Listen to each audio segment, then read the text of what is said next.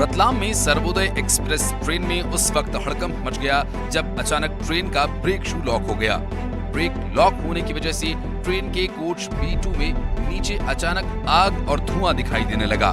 तस्वीरों में आप देख सकते हैं कि ट्रेन पटरी पर खड़ी है और कोच के नीचे आग और धुआं दिखाई दे रहा है। आग लगने की सूचना जैसे ही रेलवे कर्मचारियों को मिली, रेलवे कर्मचारी मौके पर पहुंचे और आग पर काबू पाया। गनीमत ये रही कि ये आग पूरे कोच में नहीं फैली, वरना बड़ा हादसा हो सकता था। बता दें कि सर्वोदय एक्सप्रेस ट्रेन रतलाम से जम्मू जा रही थी, तभी ये हादसा हुआ। पूरी घटना बांगरोद स्टेशन की घटना बताई जा रही है।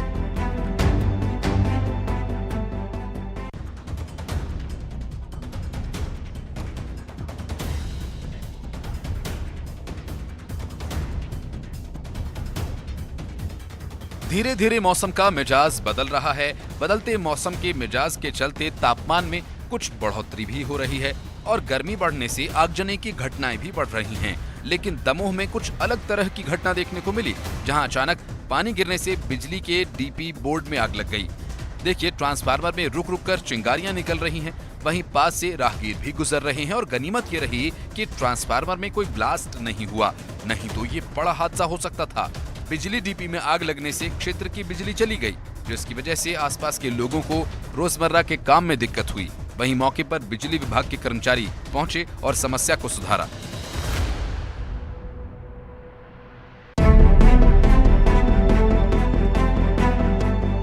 बदले मौसम के बीच बैतूल में आकाशीय बिजली गिरने से एक झोपड़ी में आग लग गई। वाकया भीमपुर ब्लॉक के घोघरा गांव का है, जहां खेत के बीच बनी एक झोपड़ी पर धमाके की आवाज के साथ आकाशीय बिजली गिरी।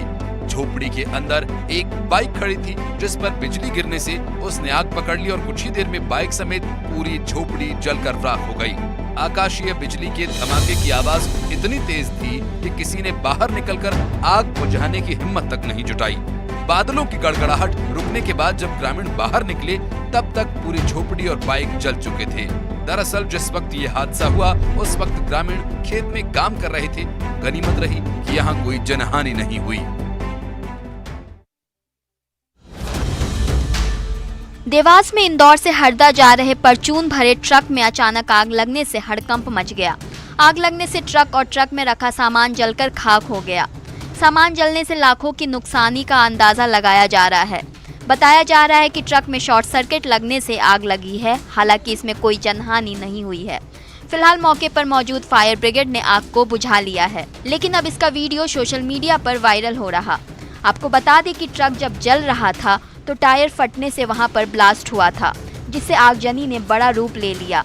ये घटना इंदौर बैतूल NH 47 पर हुई है। ये घटना बादली थाना क्षेत्र के अंतर्गत कमलापुर की बताई जा रही है।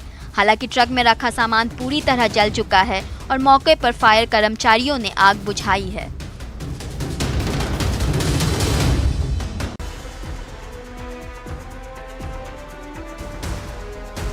त्योहारों के मद्देनजर सीहोर में जिला खाद्य विभाग द्वारा खाद्य सामग्री की सैंपलिंग की जा रही है। जिले में दूध और दूध से बने प्रोडक्ट की लगातार सैंपलिंग जारी है। ऐसे में शहर की सीमा से लगी जयश्री गायत्री पनीर फैक्ट्री में कलकत्ता से आए पाम ऑयल के टैंकर की भनक लगते ही खाद्य विभाग ने इस टैंकर में भरे पाम ऑयल की सैंपलिंग कर फिलहाल इसे सील कर दिया है। दरअसल सीहोर के जिला खाद्य विभाग को ये जानकारी मिली कि गांव पिपलिया मीरा में बनी जयश्री गायत्री पनीर फैक्ट्री में पाम ऑयल से भरे टैंकर की आवाजाही चल रही है। इस सूचना के बाद फैक्ट्री पहुंचे खाद्य सुरक्षा अधिकारी ने तत्काल फैक्ट्री के अंदर खड़े एक टैंकर में भरे पाम ऑयल की सैंपलिंग की और जांच रिपोर्ट आने तक टैंकर को सील कर दिया है। फिलहाल लिए गए नमूने को राज्य परीक्षण प्रयोगशाला में जांच के लिए भेजा गया है। इस जांच के बाद ही अगली कार्रवाई की जाएगी।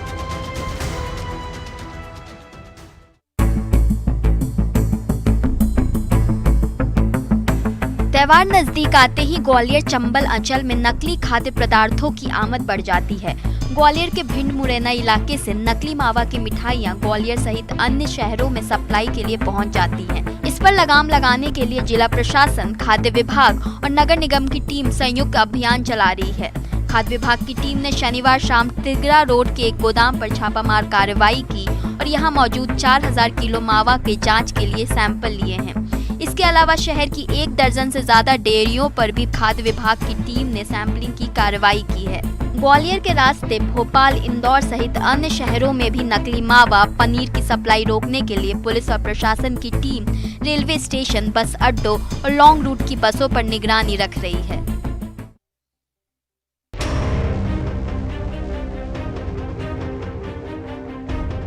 किसी भी क्षेत्र की तस्वीर बदलने के लिए वहां की शिक्षा व्यवस्था में सुधार की जरूरत होती है। अगर शिक्षा नहीं तो वहां के लोगों का विकास कितना होगा, इसकी एक तस्वीर हम आपको दिखाते हैं। ये तस्वीर कवर्धा के डूंगर जाम की है, जहां स्कूल के नाम पर एक खंडहर इमारत है। स्कूल में न शिक्षक समय पे आते हैं और न ही कोई व्यवस्था है। आलम यह है कि यहाँ के बच्चों का भविष्य अंधकार में जा रहा है। बच्चों ने बताया कि शिक्षक स्कूल से नदारद रहते हैं, ऐसे में कैसे पढ़ाई होगी। तो वहीं जब मुद्दे पर जिलाधिकारी से बात की गई तो उनका कहना है कि जल्द व्यवस्थाएं की जाएंगी।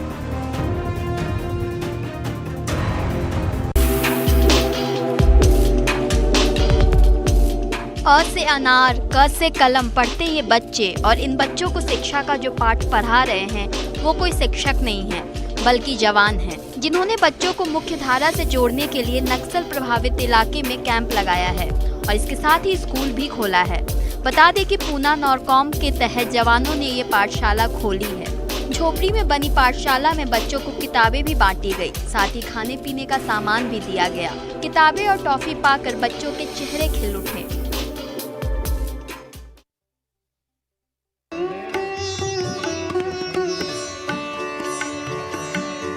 खरगोन जिले के घेगांव में 4 दिवसीय 108 कुंडीय महायज्ञ के समापन पर श्रद्धालुओं का जन सैलाब उमड़ पड़ा।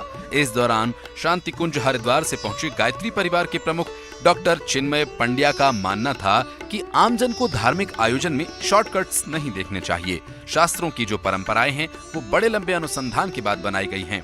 जिंदगी में जहां भी लोगों ने शॉर्टकट्स खोजे उसका फल नहीं मिला। ऑपरेशन के लिए अगर कोई डॉक्टर के पास जाता है तो जांच तो करनी ही होती है, इसलिए अगर भक्त भगवान के द्वार पर बैठे तो जरूरी प्रक्रिया करना अनिवार्य है। चुनावों के पहले एक बार फिर हिंदू राष्ट्र की मांग को लेकर गायत्री परिवार के चिन्मय पंड्या का मानना है कि पूज्य गुरुदेव पंडित श्री राम आचार्य शर्मा कहते थे कि पूरे विश्व में संस्कृति एक है, सभ्यता अलग हो सकती है। संस्कृति देने की सोच भारत से ही निकली है और वो सोच हर जगह जाए, ऐसा होना चाहिए।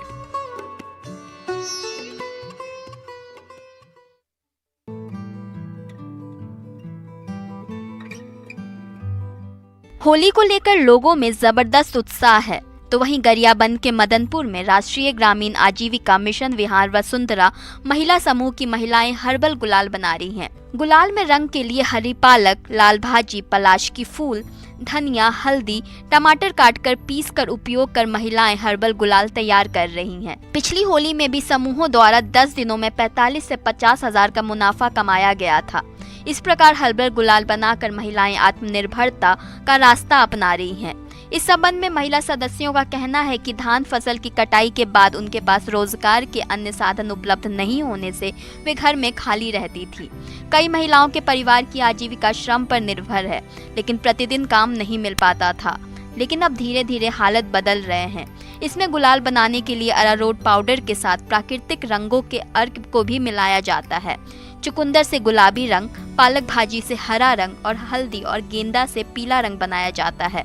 वहीं जिले में बड़ी मात्रा में पाए जाने वाले पलाश के फूलों से नारंगी रंग बनाया जा रहा है। महिलाओं का कहना है कि ये गुलाल चेहरे पर लगाने से त्वचा को कोई नुकसान नहीं पहुंचेगा। ये पूरी तरह से केमिकल फ्री होने के साथ ही फूलों और सब्जियों से बने होने की वजह से त्वचा के लिए काफी लाभदायक है। ये गुलाल शरीर के लिए पूरी तरह से हानि रहित और सभी उम्र के लोगों के लिए लाभदायक है।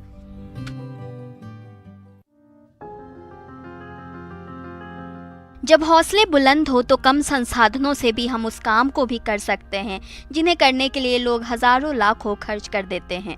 एक तस्वीर कांकेर के स्वरूप नगर से आई है, जहां एक युवक ने सिर्फ 10 से 12 हजार रुपए जमा कर हवाई जहाज बना डाला। स्वरूप नगर के रहने वाले सुजीत ने करीब 2 साल तक दिन रात मेहनत के बाद एक हवाई जहाज बनाया है। जहाज को बनाने के लिए thermocol, cello tape, Fevicol, cycle का स्कोप, साइकिल के यूट्यूब का वाल ट्यूब, एक्सरे शीट, छतरी का तार, परीक्षा बोर्ड, रेडियम शीट, बैटरी, नग मोटर, पंखा और रिमोट कंट्रोल डिवाइस का इस्तेमाल किया गया है। परीक्षा के लिए परीक्षा बोर्ड, रेडियम शीट, एक बैटरी, 5 नग मोटर, एक पंखा और चलने के लिए एक रिमोट कंट्रोल डिवाइस, इन चीज़ों का उपयोग किया गया है। जिसके बाद ये हवाई जहाज़ हवा में करीब 2 किलोमीटर हवाई रेंज की दूरी तय करता है और साथ ही साथ लगभग 500 मीटर की ऊंचाई तक जा सकता है और तकरीबन आधे घंटे तक हवा की सैर कर सकता है। उसके बाद लैंडिंग करता है। इस जहाज में अगर कैमरा फिट कर दिया जाए तो ये शूटिंग और दुर्गम इलाकों की तस्वीरें लेने का भी काम करता है।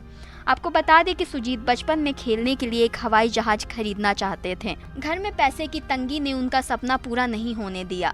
सुजीत ने इलेक्ट्रॉनिक में पॉलिटिकल इंजीनियरिंग की पढ़ाई की है। गरीबी के चलते सुजीत अपने आगे की पढ़ाई जारी नहीं रख पाए, लेकिन जीवन में कुछ करने की इच्छा मन में बनी रही। लॉकडाउन में घर में बैठे बैठे हवाई जहाज बनाने की तरकीब दिमाग में आई और 2 साल करीब पाई जोड़कर करीबन 10 से 12 हजार रुपए जमाए और फिर देसी जुगाड़ और कबाड़ से जहाज बना डाला। इस करिश्मे के बाद सिर्फ परिवार ही नहीं, पूरे गांव को इस होनहार पर नाज है।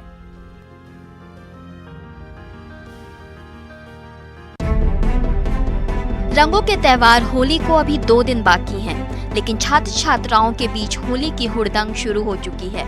जबलपुर में माता गुजरी कॉलेज की सैकड़ों छात्राओं ने मिलकर होली से पहले ही जमकर रंग गुलाल उड़ाए। होली की छुट्टी मिलने के साथ ही सभी छात्र छात्राओं ने एक दूसरे को गुलाल लगाकर होली की बधाई दी है। वहीं फिल्मी गानों पे झूमते युवाओं ने जमकर इस पर्व को अपने दोस्तों के साथ मनाया। कॉलेज की छात्राओं द्वारा होली मिलन समारोह का आयोजन किया गया था, जिसमें घर जाने से पहले छात्राओं ने एक दूसरे के साथ जमकर होली खेली। होली मिलन के इस आयोजन में कॉलेज के शिक्षक भी शामिल हुए थे।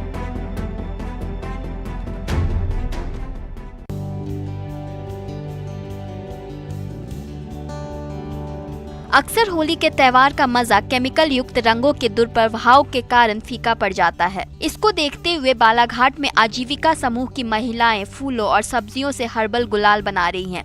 इस गुलाल से शरीर पर कोई खराब असर नहीं पड़ता, जिससे होली का त्योहार बेरंग होने से बचता तो है ही, साथ ही समूह की महिलाएं आत्मनिर्भर भारत का सपना भी साकार कर रही हैं।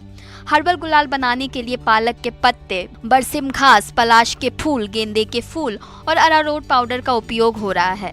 अभी तक इस समूह की 6 महिलाओं ने 100 किलो हर्बल गुलाल तैयार किया है और 60 किलो गुलाल बाजार में बेचा जा चुका है। हर्बल गुलाल पीला, हरा, गुलाबी, नारंगी, भगवा सहित अन्य रंग में भी मिल रहा है।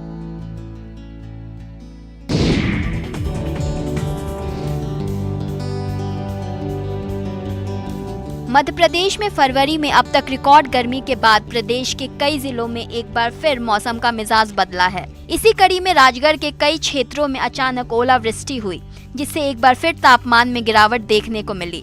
बयावरा में ओलावृष्टि के साथ बारिश भी हुई, जिससे खेत में लगी फसल के खराब होने के डर ने किसानों की चिंता बढ़ा दी है, क्योंकि खेतों में फसलें कटने को तैयार हैं और अगर ऐसे में बारिश और ओलावृष्टि होती है तो किसानों की चिंता जरूर बढ़ जाती है।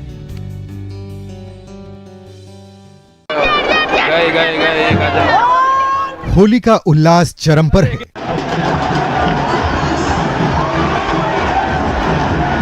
तभी तो अचानक भगदड़ मच जाती है।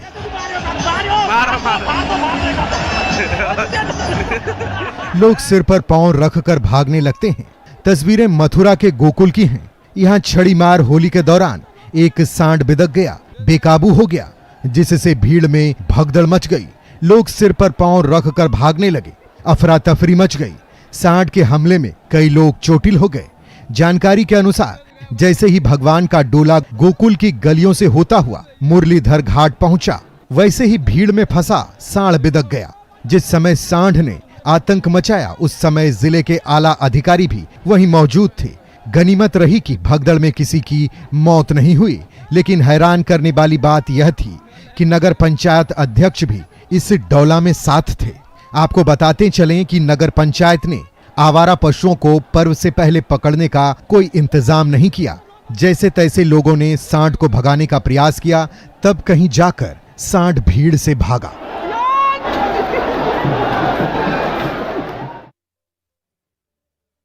मीटिंग चल रही है और दरोगा जी मोबाइल पर गेम का लुत्फ उठा रहे हैं। यूपी के उन्नाव जिले में समाधान दिवस के बीच एक दरोगा का ताश खेलने का वीडियो वायरल हो रहा है।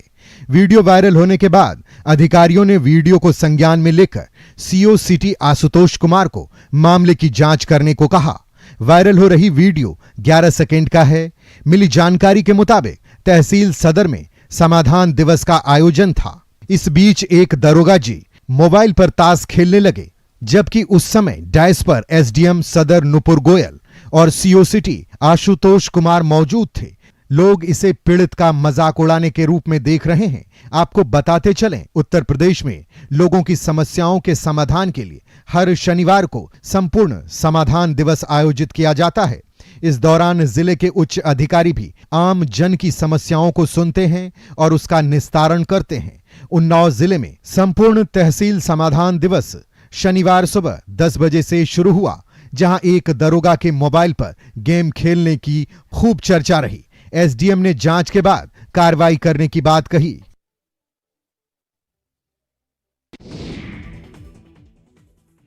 ताज नगरी आगरा में G20 को समर्पित फोटो प्रदर्शनी का आयोजन किया गया। सेंट जोन्स कॉलेज कैंपस में भिन्न भिन्न कैटेगरी में 200 से अधिक फोटो प्रदर्शनी लगाई गई, जहां आगरा और इसके आसपास के क्षेत्रों के सैकड़ों प्रतिभागियों ने बेहद खूबसूरत फोटो प्रदर्शित किए।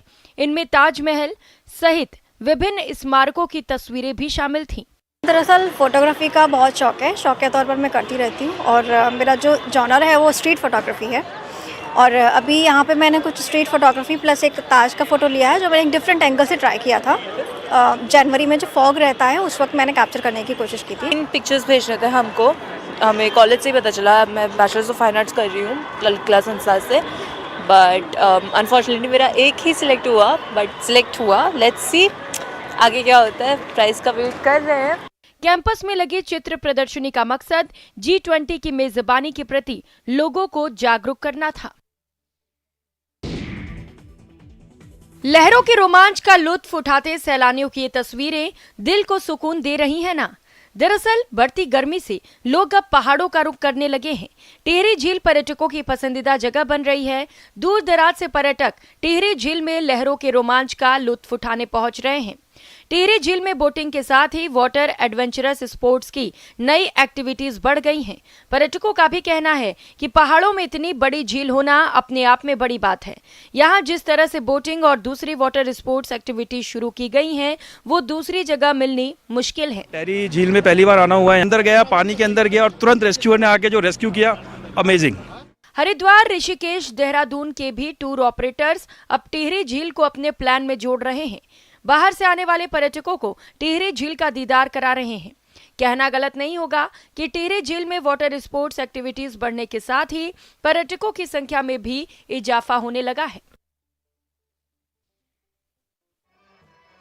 एमपी के रतलाम में जीवदया और जीवों के प्रति संवेदनशीलता का आदर्श उदाहरण देखने को मिला है। शनिवार को एक परिवार ने अपने घर की पालतू गाय की मृत्यु होने पर उसे घर से इस तरह विदा किया जैसे उसके परिवार का ही कोई शख्स दुनिया को अलविदा कह गया हो।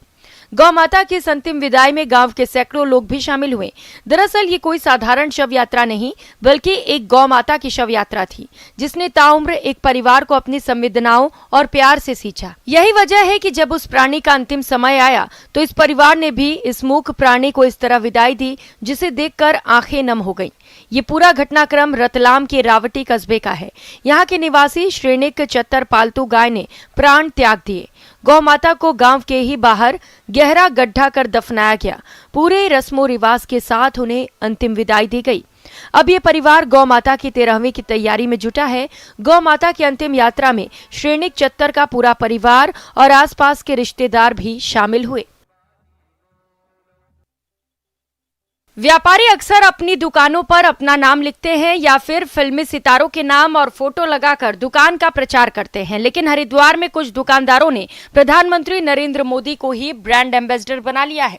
मोदी जी की फोटो देखते बच्चा बच्चा भी यहाँ पे रुक जाता है और मोदी मोदी कहता है, तो उसको देख के हमें बड़ा काम में ऊर्जा मिलती है और जो उनकी लोकप्रियता है उसका हमें बड़ा फायदा भी मिलता है भैया। दरअसल हरिद्वार उत्तराखंड का प्रमुख शहर होने के साथ साथ देश दुनिया में धर्म कर्म के लिए भी प्रसिद्ध है। यहाँ स्थानीय लोगों की आय का प्रमुख जरिया धार्मिक पर्यटन है। यहाँ दूर दराज से आए ग्राहकों को लुभाने के लिए दुकानदारों ने कुछ ऐसा ही अनोखा काम किया है। हरिद्वार के बाजार में बिक्री बढ़ाने के लिए प्रधानमंत्री नरेंद्र मोदी के नाम की बड़ी अहम भूमिका है। मोदी जी एक अपने में लोकप्रिय नेता है, सबके वो प्रिय हैं और 2014 से जब मोदी जी प्रधानमंत्री बने तब से मेरे पिताजी ने मोदी जी की फ़ोटो लगानी स्टार्ट करी और जैसे जैसे उनकी लोकप्रियता बढ़ती गई वैसे वैसे हमारे काम में भी बढ़ोतरी होती रही।